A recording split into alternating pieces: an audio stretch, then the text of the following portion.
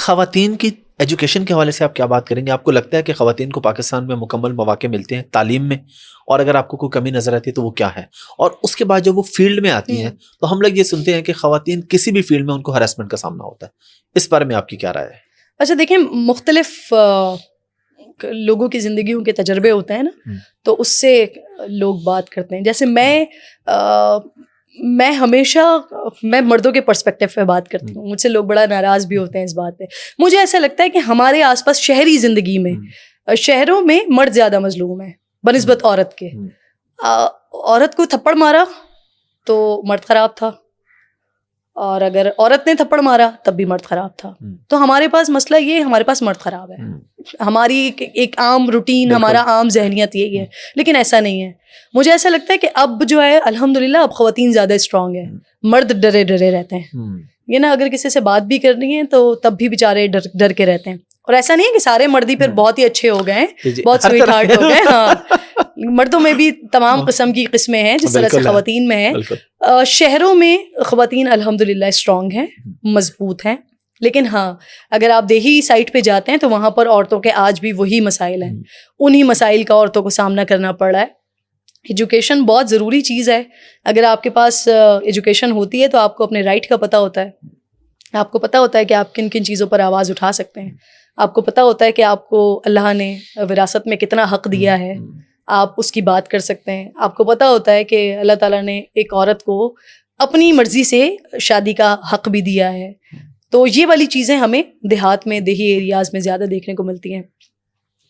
شہر میں ایسے مسائل نہیں ہیں. ہیرسمنٹ کی جہاں تک آپ نے بات کی، اللہ کا بڑا احسان ہے. مجھے یہ والے معاملات کبھی نہیں دیکھنے پڑے. مالک کا بڑا احسان ہے. بہت ہی اللہ نے بڑا کرم کر کے رکھا ہوا. کبھی کبھی میں بولتی ہوں تو میرے دوست یار مذاق میں کہتے ہیں ایسی ہو ہی نہیں کبھی کسی نے ہراس کیا. تو دوست تو پھر مذاق میں کچھ بھی کہتے رہتے ہیں. لیکن میرے ابا نے، میرے بابا پولیس میں تھے نا، تو بابا نے بڑی میری ٹریٹمنٹ اور جو میری ٹریننگ ہوتی ہے وہ بڑی اس انداز سے کی ہے کہ میرے ساتھ اس طرح کے معاملات کبھی نہیں. میرے ساتھ اگر کبھی مجھے لگا بھی کسی نے کرنے کی کوشش کی تو میں نے خود اس کو اتنا ہراس کر دیا کہ اگلے کی ہمت ہی نہیں پڑی نا کبھی. اور آج بھی یہی ہے کہ کبھی اگر میں اپنے ہسبینڈ سے ایسے کہتی ہوں کہ اگر مجھے کسی نے چھیڑا، کہتے ہیں کوئی مسئلہ ہی نہیں ہے، خود ہی دیکھ لو گی، پتہ ہے خود ہی ڈیل کر لو گی. بلکہ جس طرح آپ کے فرینڈس نے کہا نا، تو مجھے اپنی بات یاد ہے کہ میں بیسیکلی بلانگ کرتا ہوں چولستان سے، ڈیزرٹ سے. ہمارے گاؤں میں بجلی نہیں ہے اور پانی بھی نا اس کو ہم ڈگی بولتے ہیں، کھدائی کر کے نا ایک گڑھا کھودا ہوتا ہے، اس پہ بارش کا پانی ہوتا ہے تو وہاں سے پانی پیتے ہیں. جانور بھی وہیں سے، انسان بھی وہیں سے. تو میرے دوست مجھے بعض دفعہ کہتے ہیں کہ جانور مائنڈ تو نہیں کرتے لیکن تم نے وہاں سے پانی پی لیا. ظاہر دوست تو پھر اس طرح کی باتیں کرتے رہتے ہیں. اچھا، آج کے دور میں خواتین جو آپ کی فیلڈ میں، مطلب ہم جرنلزم میں کہہ لیں یا ویسے کسی بھی فیلڈ میں آگے آنا چاہتی ہیں، ان کے لیے کیا میسج ہے؟ کیونکہ بہت سی خواتین چاہتی ہیں، مرد بھی، میں صرف خواتین پہ نہیں جاتا، کہ راتوں رات وائرل ہو جائے. بس آج ہم آئے ہیں، کل ہمارا ٹائم ہو، $1 ملین اکاؤنٹ میں پڑا ہو، پوری دنیا ہمیں جانتی ہو. یہ جو راتوں رات والا ہوتا ہے نا، اس کا پھر وہی ہوتا ہے. آپ دیکھیں اس سال کے اگر آپ صرف اپنا ذہن دوڑانا شروع کریں تو آپ کو یاد آئے گا کتنے سارے لوگ تھے جو وائرل ہوئے تھے. کسی نے کوئی اول جلول سے ڈانس کیا، وائرل ہو گیا. کسی نے کوئی فضول سی بات کر دی، وائرل ہو گیا. لیکن وہ کتنی دیر تک رہا؟ 2 شوز نے بلا لیے، بالکل 4 لوگوں نے چینل اس کو کمرشلز دے دیے، 5 کریمز کے اس میں آ گیا، کمرشلز میں آ گیا، سوشل میڈیا پہ کہیں آ گیا. اس کے بعد کہاں گیا؟ چلا گیا. بالکل. لیکن جو آپ کی محنت کرتے ہوئے آتے ہیں نا، جب آپ بالکل گراس روٹ لیول سے شروع کرتے ہیں اور جب آپ چڑھتے آتے ہیں، تب آپ سسٹین کر جاتے ہیں. تب آپ کی پیچھے آپ کا پورا ایک ہوم ورک ہوتا ہے جو آپ کو وہاں تک پہنچاتا ہے. اور پھر کئی جگہوں پر یہ بھی ہوتا ہے کہ بہت سارے لوگوں کے لیے یہ کہا جاتا ہے کہ جی آج کل میری کسی کولیگ نے پچھلے دنوں بلکہ یہ کہا تھا، ان کی بات سے بالکل میں ڈس اگری کر رہی ہوں، لیکن ان کی مخالفت میں بات نہیں کر رہی، ان کی اپنا ایک اوپینین ہے.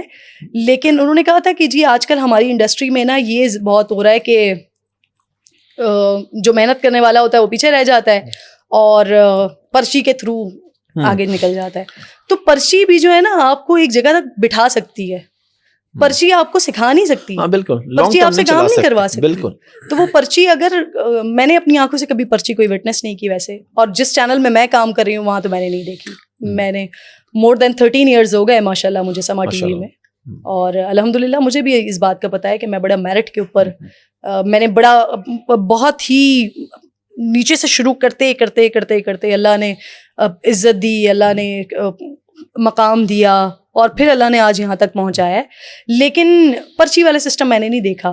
باقی جگہوں پر پتہ نہیں شاید ہوتا ہو یا نہیں ہوتا ہو, میں اتنی سوشل نہیں ہوں ویسے, مجھے پتہ نہیں ہوتا دوسرے چینلز میں کیا ہو رہا ہے کیا نہیں ہو رہا. لیکن میں ڈس ایگری کرتی ہوں اس بات سے. مجھے نہیں لگتا اگر پرچی والی چیز آپ کو کسی ایک جگہ پر بٹھا سکتی ہے, پہنچا سکتی ہے, لیکن اس کے بعد آپ کو قابلیت نہیں دے سکتی. بالکل. تو وہ شاید وہ بہت تھوڑی سی دیر کے لیے ہو سکتا ہے, وہ جھاگ ہوتا ہے اور پھر وہ بیٹھ جاتا ہے. لیکن اگر آپ محنت کرتے ہوئے آتے ہیں نا تو پھر وہ محنت آپ کی سسٹین کرتی ہے, وہ پھر نظر آتی ہے. اور مجھے اس چیز کا بڑا اللہ کا شکر ہے کہ میں بڑا پراؤڈ کرتی ہوں اس چیز پر کہ میرے پیچھے میری فیملی اور میرے ہسبینڈ کے علاوہ کوئی تیسرا میرے لیے کھڑے ہو کے یہ نہیں کہہ سکتا کہ ہم نے پہنچایا ہے یہاں تک. یہ اللہ نے بڑا میرے کی ذات پہ احسان کیا. مجھے خود نہیں پتا کہ کیسے مجھے میرے لیے راستے اللہ تعالیٰ بناتا رہا, مجھے موقع ملتے رہے. لیکن میرے پیچھے کوئی شخص کھڑے ہو کے کبھی یہ نہیں کہہ سکتا کہ جی ہم نے کرن ناز کو یہاں سے یہاں پہنچایا, یہ ہم نے وہ کیا. الحمدللہ. بلکہ ایک اور شخصیت کا اضافہ کر دوں, میری ٹیم. میں نے اپنی جو ٹیم میری ہے بہت قابل ٹیم ہے. تو پہلے میرے ماں باپ, پھر میرے ہسبینڈ, پھر میری ٹیم. تو بس یہ لوگ ہیں جن کی وجہ سے اللہ نے مجھے, اور میری بیٹی کا لک بیسکلی. یہ تو ہوتا ہے. میری بھی جب بیٹی پیدا ہوئی تو میں نے یہ وٹنس کیا, 2-3 نئے بزنس شروع ہوئے اور ماشاءاللہ دنوں میں کلک ہوئے سب کچھ. بیٹی کے پیدائش کے بعد تو اللہ نے بہاریں لگا دی. اچھا, میں اپنی بیٹی سے پہلے بھی پروگرام کر رہی تھی, اور جب کیونکہ وہ اسٹینڈنگ پوزیشن میں ہوتا تھا ایک شو, میں ورچوئل پہ کرتی تھی شام 4 بجے نیوز ایکشن کے نام سے سما ٹی وی پہ. تو جب میری بیٹی کی آمد کا وقت ہوا تو اس وقت وہ پروگرام اس طرح سے رجسٹر نہیں ہوا تھا. مجھے ایک خوف آنے لگا کہ ابھی تو میرے نام سے پروگرام رجسٹر نہیں ہوا ہے, اور پھر اب جب میں ایک طویل چھٹی پر چلی جاؤں گی, پھر اس کے بعد پتہ نہیں کیا ہوگا, پھر واپس آؤں گی پروگرام ملے گا اللہ جانے نہیں ملے گا. تو وہ ایک عجیب سا فیئر تھا. خیر میں چلی گئی اور وہ پروگرام میرے ساتھ ہی, وہ پروگرام ہی بند ہو گیا. میں چھٹی پہ گئی, وہ پروگرام بھی ساتھ ساتھ بند ہو گیا, میرے علاوہ کسی نے نہیں کیا. اس کے بعد جب میں واپس آئی تو میری ایک اور چینل کے ساتھ ڈیل ہو گئی, اور مجھے سما ٹی وی نے کہا کہ نہیں آپ نہیں جائیں گے, ہم آپ کے لیے پروگرام پلان کر رہے تھے. اوکے. پھر جب مجھے وہ پروگرام ملا تو اللہ تعالیٰ نے اس میں ایسی وہ کی کہ وہ پروگرام ہم نے شروع کیا جولائی میں, آئی گیس جون یا جولائی میں ہم نے وہ پروگرام شروع کیا, اور اس کے 2-2.5 مہینے کے بعد ہی اس نے ریٹنگ مارنا شروع کر دی, نمبر 1 مارنا شروع کر دیا. اور اسی کے شاید 4 یا 5 مہینے کے بعد اللہ تعالیٰ نے مجھے ورلڈ وائڈ ایک نام بنا دیا.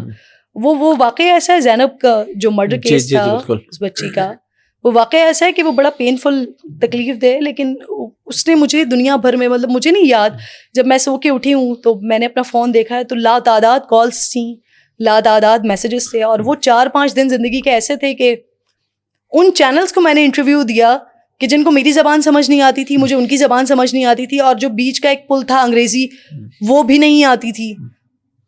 ان چینلز کو میں نے انٹرویوز دی ہیں, اور وہ ٹریگر تھا, وہ پتہ نہیں کیا تھا کہ اللہ تعالیٰ نے وہاں سے جو ہے نا میرا بالکل جرنی چینج کر دیا.